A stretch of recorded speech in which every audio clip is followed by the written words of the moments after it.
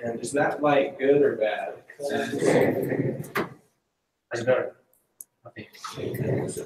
I'm Mike. Most people call me Lawler.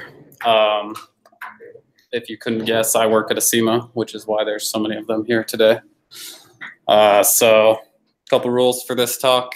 My wife asked me before I left if I was going to mumble like I do everything else. So if you can't understand what I'm saying, please tell me, and I will try to enunciate. And second rule, you have to laugh anytime you see me laughing because my brother's feelings will be hurt if you don't laugh at his jokes. So. Nice. There's sound effects, but I just have to get them off my laptop here. So this talk is called Kill the Nil. It's mostly about programming in smarter ways so that we don't have this overabundance of nil checks in our code base. So nil sucks. I've got a few bullet points on why I think it sucks. First of all, there's inherent problems anytime you are trying to represent the idea of nothing with a very real object that you can interact with, you can call methods on, and you can convert to different types of objects like you can in Ruby. It causes debugging nightmares. So you end up, if you're like me, you end up with situations of like puts object.inspect or value.inspect all over your code. So you can figure out what the hell it's doing and why it's not doing what you want it to do. And then it hijacks your code base because of those situations where you run in to debugging for like an hour only to realize that your values are nil and you didn't guard against the nil. So now you're going to have this overabundance of nil checks. I'll probably say that a lot, all over your code base. So you start checking if this is present or if this is nil or if this, since nil is also falsy in Ruby. That's another one you see a lot. Last bullet point on there, billion-dollar mistake. Tony Haar, he created the null object reference back in the 60s. He's called it his billion-dollar mistake. That was his estimation due to what he estimates the money lost in server downtime and developer time is in debugging this. So a lot of you guys might already know that stuff. Some of the other side effects of using nil, just this list here. I'll let you just soak that in real good. I actually Googled medications with ridiculous side effects to get this list. These side effects pulled up for one medication. I actually had to remove a few. I thought they were either too inappropriate or too gross to put on the list.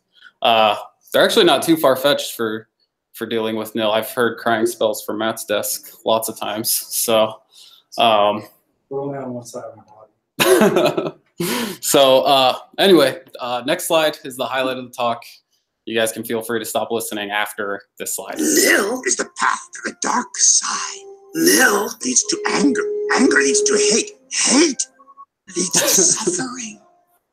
Oh, there you go. Good job. So, yeah, Yoda summed it up pretty well. Nil leads to suffering. And there's ways that the Ruby language embraces nil that causes some more suffering. So if you look at the methods that nil responds to in Ruby, I run this little script in IRB so I can get a sense of what nothing nil returns when I call one of its methods on it. And I skipped the ones that require arguments because I was too lazy to figure it out. And this is kind of a list of the things we end up getting. So 2R, 0 over 1, like these things don't make sense to call on a nil value, 2A, 2H.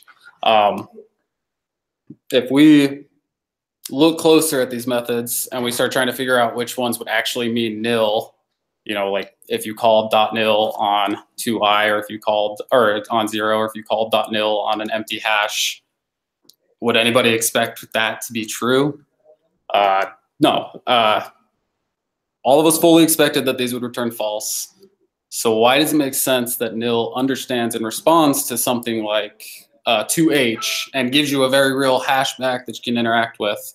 And then in Rails, since most of us actually, and unfortunately, work in Rails full time, we can look at what Rails version of nil class responds to, since we all know they monkey patch the hell out of everything. So we run that.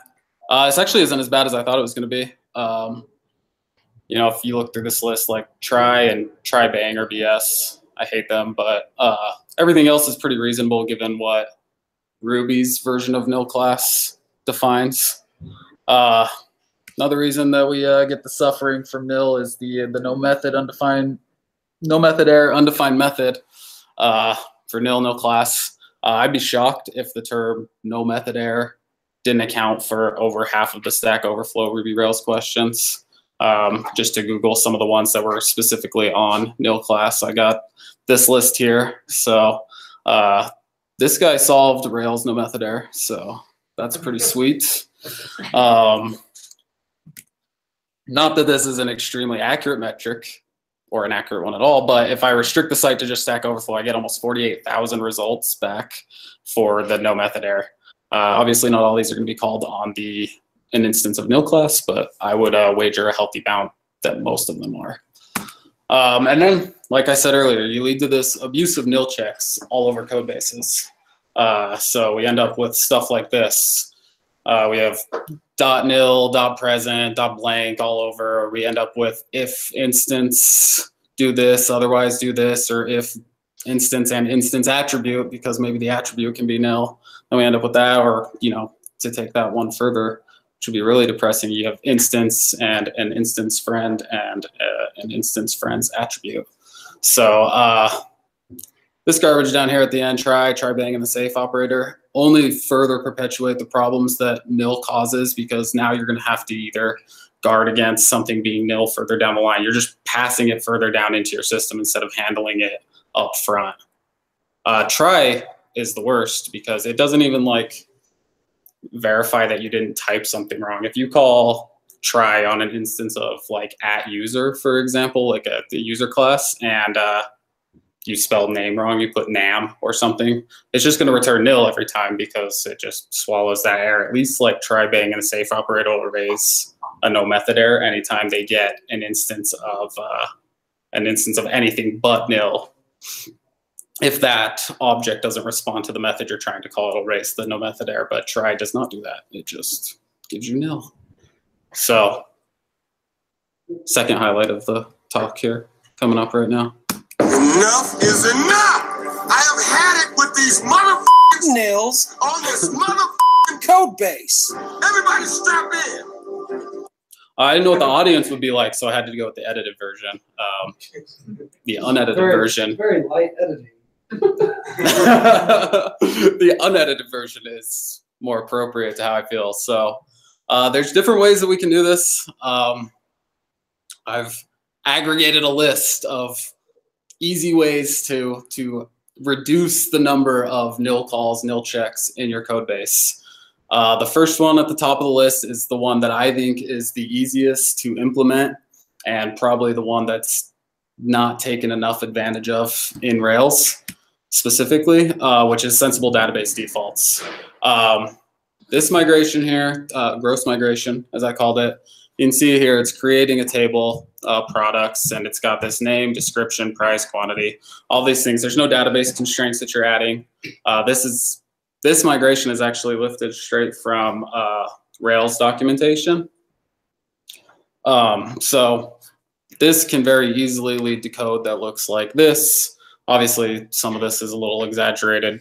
You probably wouldn't have an unknown name. You'd probably validate in the model, but this is all code that we have seen and programmed and have to work with every day. So you can see, you know, we've got if the name's nil, we're going to return unknown. Otherwise, we'll just return the name. Same thing with description. We're going to check if it's nil. It can lead to code that looks like this, where we're trying to capitalize name, but name might be nil. So we have to do the try, which returns nil, and then we can get unknown. We can get the formatted description, which returns no description, not nil case, which is weird. And then you've got like the total cost of product here, which is going to check if the price is nil or the quantity is nil. Then we're just going to pass in 0 to the formatted dollar bills method. Otherwise, we'll take the price times quantity. So if we create some database constraints on our migrations to help us handle these cases where we're clearly not going to want null values ever. You know, you might not want to add default to something like name, but this is just in here for an example's sake. So null, false. Like I don't think you're ever going to want a product with no name. So like using something like this will guarantee that you know you always have a name when you're working with an instance of product. And this code, when you run these database migrations, turns into this code here. Super simple and easy to test. You don't have to like, there's nothing to even reason about here.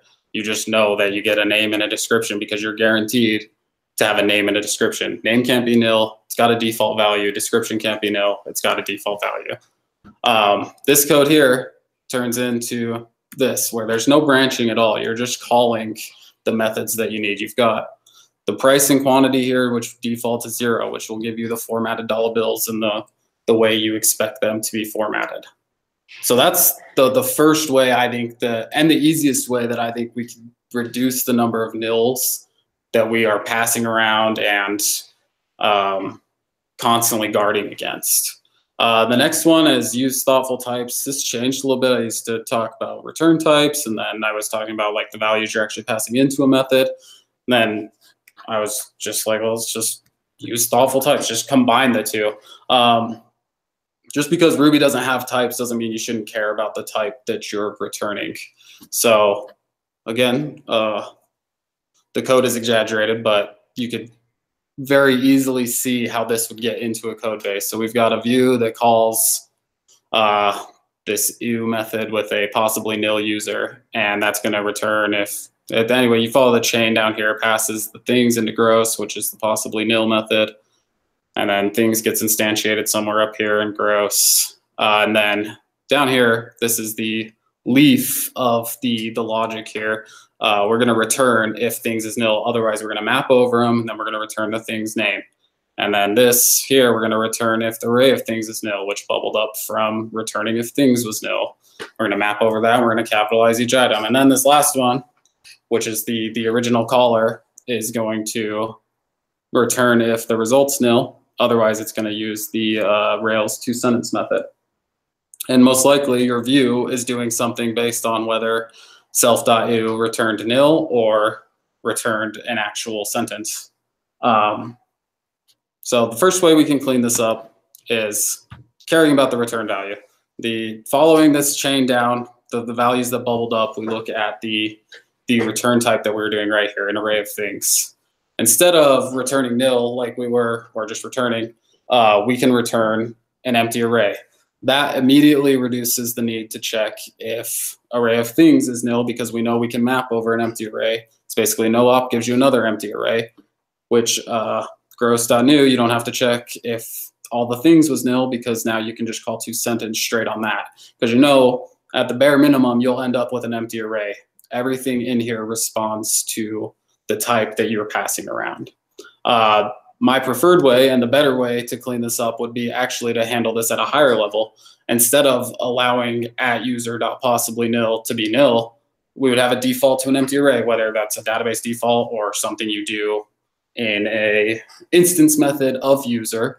So you pass in the array, and you can see we immediately removed. We know that the gross class is always going to get an array. So we can remove the need to check if things is nil. We can just map over it, and then array of things, we'll be able to map over that. And then in here, we'll be able to call two-sentence. So removed all of our conditionals from the original code, which looked like that, which is actually probably something all of us have written. I wrote this, so let's see here. So now that we're using thoughtful types, we're getting rid of the nil, we're feeling better.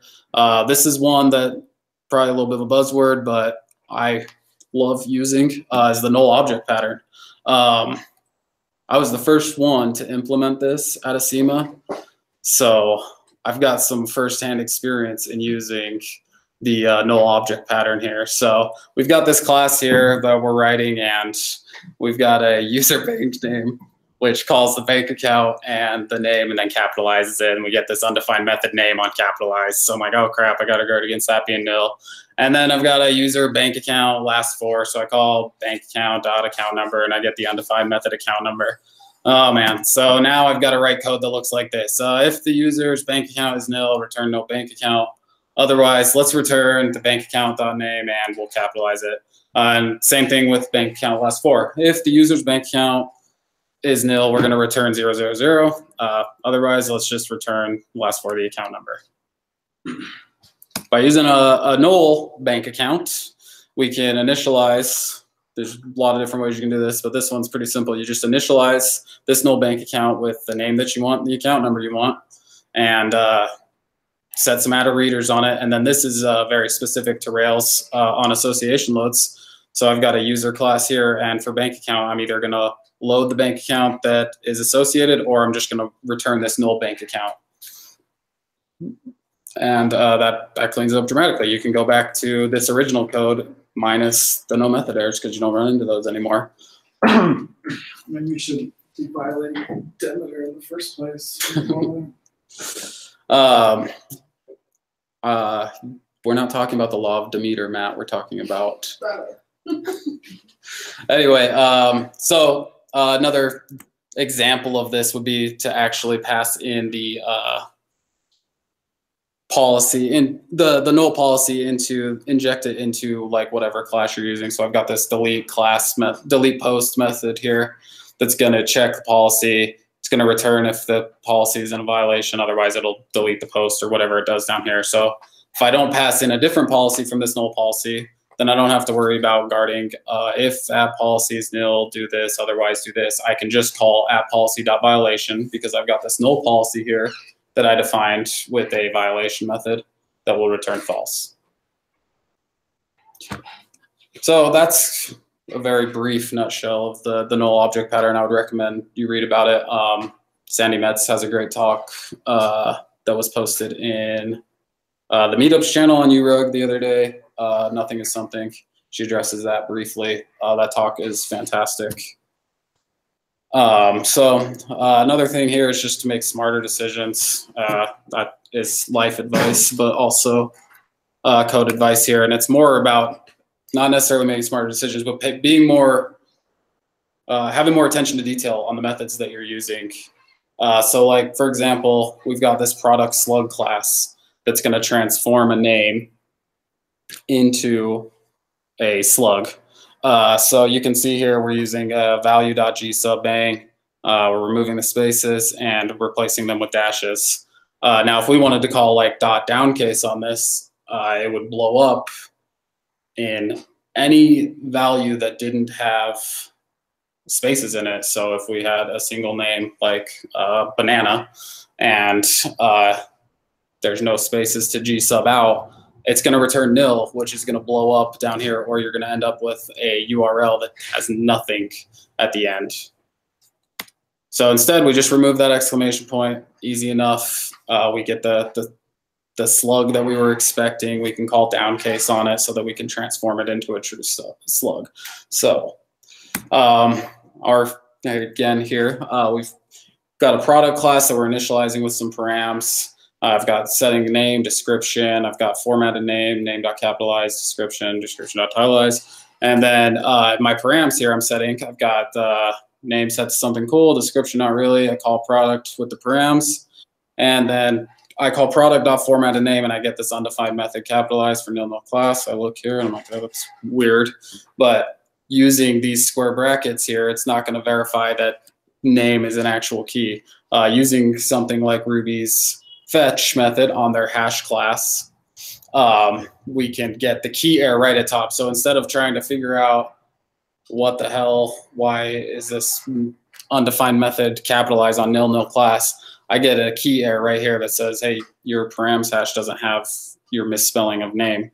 So then I can go through and I can fix it and everything works great.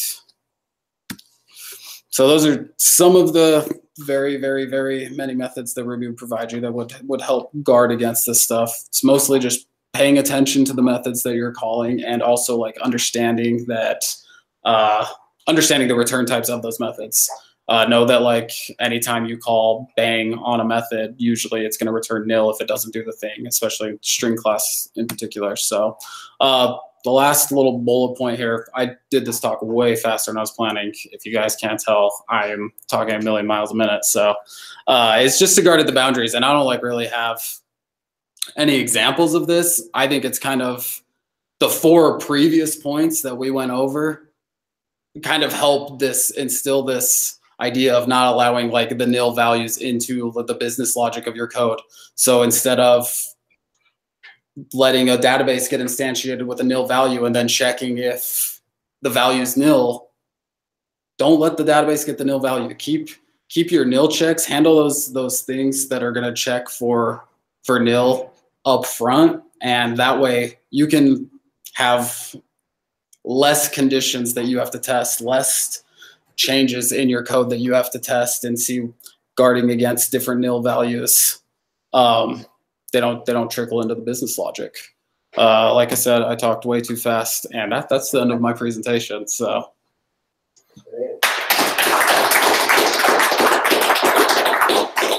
Warming you guys up for lightning talks. Questions, comments, thoughts? Maybe one comment. AppDegree has this really cool gem that's called NOT. It's NAUHT. It's a null object pattern on steroids. That's actually pretty cool. We don't use it because it's too cool for us. I mean, that's too much, but it's something to check it out. I've never heard of it. I'll definitely read about it. He loves OptiGrim, so he talks about them all the time. Yeah. Yeah, I'll definitely check it out. That's awesome. Black hole one is dangerous. Like that actually. Yeah. That's why we don't use it. It is too cool. This is something that I feel I've primarily only worked in a seamless code base, but this is something that really resonates with me of all the presence checks we're doing everywhere. Imagining that ideal dream world where none of those branches happen seems like far-fetched. fantasy. Yeah, I'd like to hear from other people if you feel like this is something that, do you use the null object in some form, or? We do. Okay. It's totally doable. I mean, all of this, like guarding against null means fewer null reference exceptions. Yeah. And some languages take it to the max, like the Elm language doesn't even have that. They have the algebraic data type that's called maybe. And the maybe could be either just something or nothing, but it can be really null. And you have to handle all this explicitly. But in Ruby, you can get close to this, but you can't eliminate null completely. You can get really close. It seems like you just have to be diligent all the time, like you're saying, and all, not just add the boundaries, but like you're make better decisions or whatever, not accidentally introducing it in the middle of somewhere. Like it just seems like something you do have to be hyper aware of and constantly. I mean, like it's hard to generalize in my opinion. So it all depends on what your code base is doing, right? If you're relying on third-party data where you can't control the quality of the source, then you find yourself needing to set a sensible default or do nil checks, right? Or implement a falsy class, a null object pattern, whatever it is. I mean, I think one of the things we try to do within our own code base is know what we're handing where. So if you never set yourself up to have to check for presence, you just don't. Right. And let that blow up. Right. Like quit defending yourself against your teammates. But I think deep in your business logic. I mean, like that'll help you actually push those checks out more and more because we can start figuring out where they're coming from rather than automatically doing a presence check every method, which is. I mean, in my experience, like presence checks are a great novice tool because you learn about present and blank and 5 different ways to do it. Like active support is great because you got present. You don't have to care if it's false, nil, or zero, or an empty string, or whatever, right? Yeah.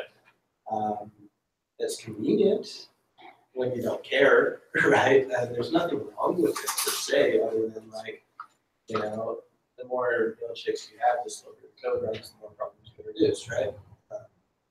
But they're fast enough nowadays, so people don't really care about the performance side of that as much as they might have used to. No, I mean, my experience on that is I think where you can control the business logic and flow of information, you often don't. If you know what the inputs are and there's no hesitation, like presence checks, because there's a lot of ways to do presence checks. This dot present, or if this and this and this and this, or you find out, or I can just call it dot present and it returns the value or nil. That's interesting, right? there's convenience benefits there. But I think it's common to see in code bases, and it's only really avoided where there's absolute certainty on the flow of data. And you know, I mean, a lot of time presence checks are what's the right word? Just kind of like neurotic, like I'm unconfident in my code, so I'm gonna check for this. Defensive. Yeah, Programming. I think it's not one of those, it's like the confidence in your own code. I see it mostly used as like kind of protection from other people's code. That's Yeah. code base. Like, Yeah. we should be doing that at the edges when you're talking to a third-party system. Like, validate that and try to come up with fallbacks for the missing data. Yeah. That's where it can get hard when it doesn't feel like there's actually a good business logic fallback for that value. Like, if you're doing calculations, 0 is often like a good fallback for any number, but a fallback for a first name, do you really want to put like a display value in there, like just to appease a database? It's, or do you want to like send an error back saying, hey, we need first name on it, like that? That's where I come into issues. Like on the front end, knowing like a default value and a fallback for like a null object that's meant for display, that's generally pretty easy. But what's the default value for something that's missing when you're in your business logic and you're actually? Yeah, I mean, to be honest, I've found very few cases where I've ever wanted a string to be a default value in a database because people's opinions change over time. Yeah, often, right? Like I think blank string as opposed to nil is kind of where I would go most of the time with that. Empty string. What we usually do is when we create migrations to create new tables or create schema, we aggressively restrict nil, like null false for everything that cannot possibly be nil. This gives us a lot of like peace of mind. But still, a couple of years ago, there's a new feature was released in Ruby that's called a safe navigation operator. You know, this ampersand period. Right. And the pretzel. Yeah, the pretzel. And a couple of developers on our team got all over that. Like, and it caused such pain. Yeah, we love pretzels in our shops, for the record. But we, like I said, like it all depends on within our own code. We try not to use it. When we're working with third-party data, you know, it's kind of like the dig method, right? Dig is a great tool when you're working with third-party data. You can't guarantee the quality of that, and so you need to dig nested levels in, and you don't want to do it if this and this and this and this and this and this and this. That's why I call that. That's all that if it has it out, pluck it, whatever, you know. And so. Once again, like to Matt's point, that's an extreme though. Third-party data that's not under your control, but that's actually where you want to use some of that stuff, or handle for it completely differently, right? But the third-party data, you usually check it at the boundaries, and you convert it to your own types, and your business logic is not clean. Yeah, I like the idea of preventing null in the database, but not necessarily defaulting everything. Yeah. Like, because some of those defaults, well, some of those defaults were presentation, like that, like in a first, names are generally presentational, but like, I just don't know that I want, like, people's identity is really important in my system, like really important. Like it's kind of the whole product is having true identity in that system, and having like a fallback name would be a problem for us. Not on presentation side, but like so when we're ready to like spit it out to someone. Right, and obviously an example like that's a great argument for a presenter pattern anyway. Yeah, like that's and that's like a good. That's where I see the abuse of try and safe operator most is on the view side, and that's where generally it would be better to present some information about not having the information than the empty string that ends up being presented because of all the safe operator.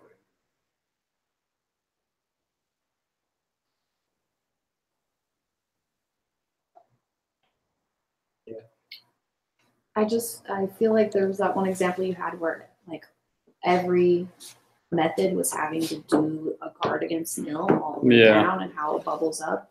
I feel like if I hadn't seen what I've seen, I would think that that was a far-fetched example, Right. but that is so real. Yeah, the dark things that I've seen, that it just is so easy. Like, it's just so easy to let that happen. We have a great code base that everyone loves to work in. Well, that's what I mean. That's why I'm curious. Like, You if love that, refactoring. That's all we do. So, That's what I heard. if that example feels far-fetched, because to me it just resonates that you just like so deep into the business logic, you're doing that same check. I mean, you know, and you have to also understand that it's so easy to look at that subjectively from this and go like, oh, well, they got halfway through a refactor process and shipped it, right?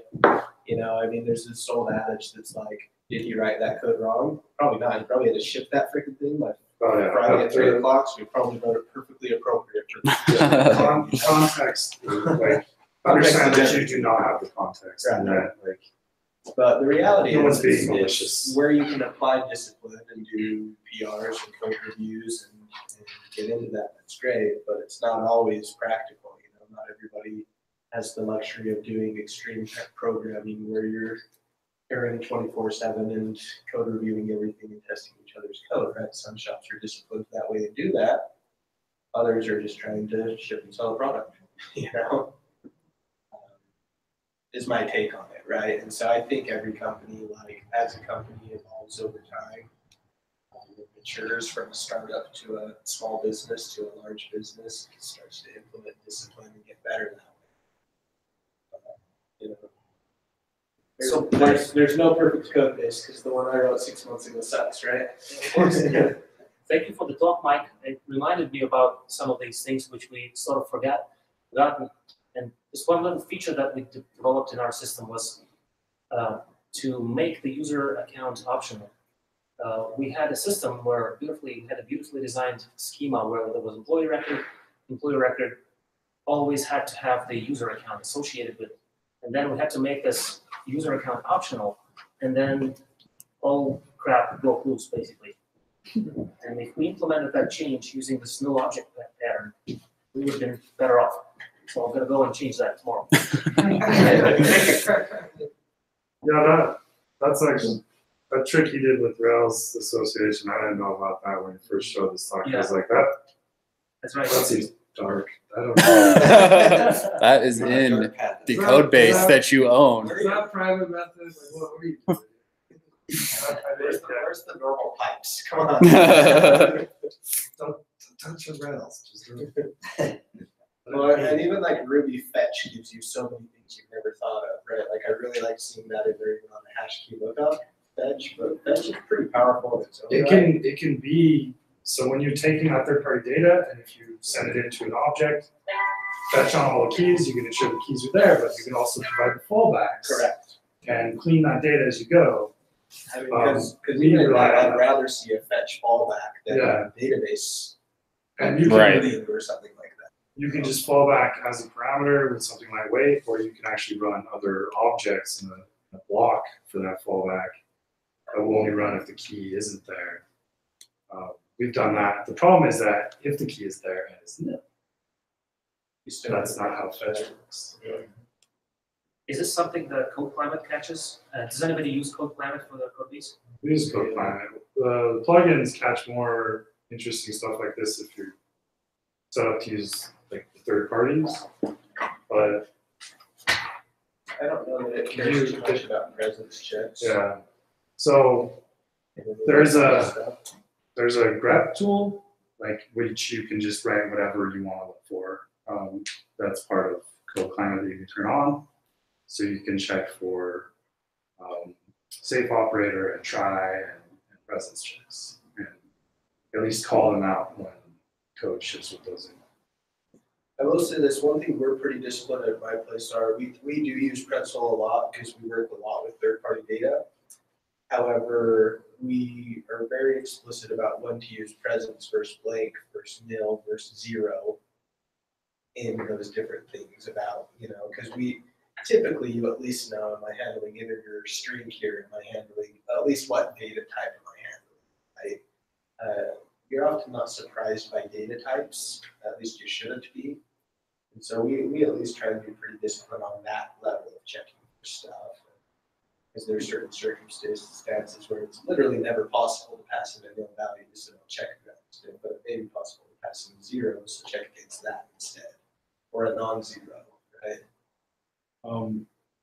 Not specifying your return, I think, should just be a rule that people adopt. Like, you have to, in a guard type situation where you're doing an early return, you have to specify the value. Even if you type in nil or thus remain the rest of your system, the implicit nil is really bad. Like you shouldn't think. So his example was he had some implicit nil returns, early returns from guard clauses, and then swapped in an array because an empty array is basically the better nil for that method because that method's supposed to return arrays. So an empty array is a better representation of what nothing is coming out of that method. And it's something you can actually treat just like a real array. And I think that's really important to make sure that you're not just like doing implicit nil returns on stuff. But you think about your return types. See, and I think if you're thinking about that, you're going to avoid like, I can call dot present on an array, but better to call dot any on an array if I know it's going to be an array. Right. Right. Is that sort of the point of when you're talking about distinguishing between presence and 0 and everything? Is it just for like at the point of where you're reading it, so you can identify this what's coming out of there, or? To the point I made kind of early on, if you know what's being passed in, you're not going to be surprised, right? If you control the input.